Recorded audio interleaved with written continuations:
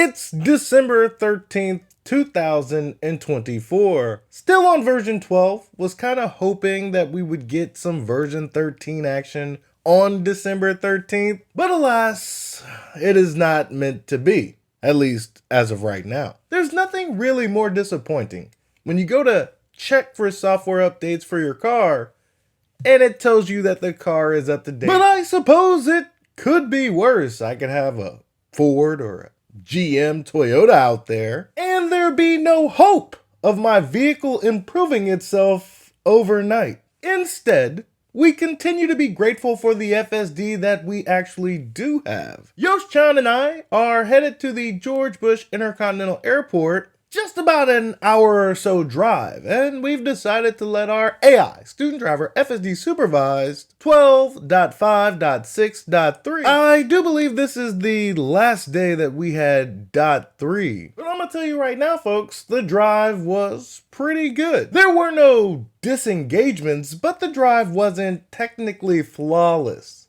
Let me show you what I mean. Uh-oh. Slow down. Oh God, no. Oh my gosh.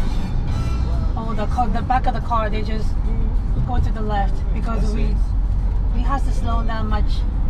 You know, you're gonna report that.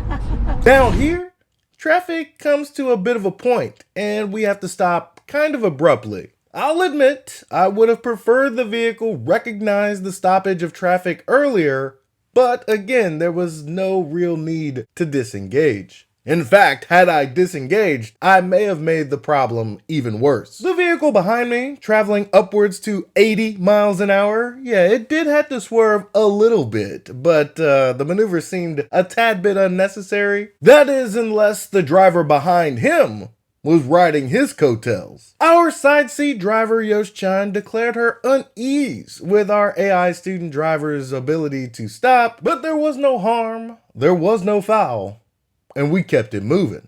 Another example of the vehicle behaving a little uncomfortably, especially for our side seat driver, was when our AI student driver made an executive decision to slow down on the freeway, roughly about 50 miles an hour.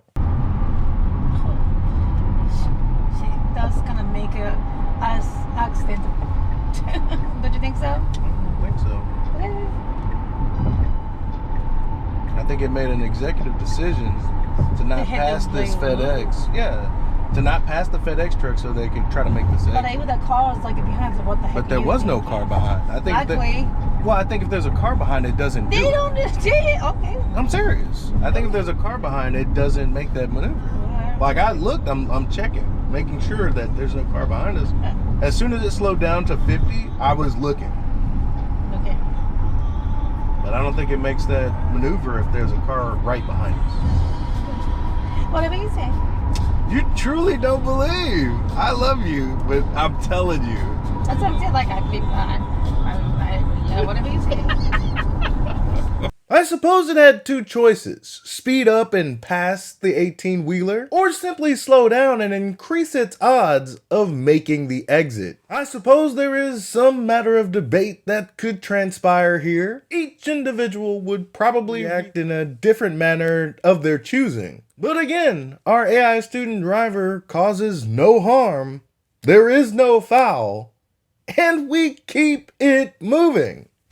As the FSD software continues to get better, I'm pretty sure there will be fewer and fewer remarks, less skepticism from the skeptics like our side seat driver. But make no mistake, what our AI student driver is doing with this FSD software is something akin to magic. Not only did we arrive at our destination safely, the mental energy drain that I saved, I was able to focus more on my significant other. Pretty soon, it won't just be giving me back my energy from the daily rigors of driving. The end goal of this software is to become an unsupervised entity, allowing me to make better use of this commute time, whether it be for productivity or leisure. I highly recommend that you get your own AI student driver while you still can.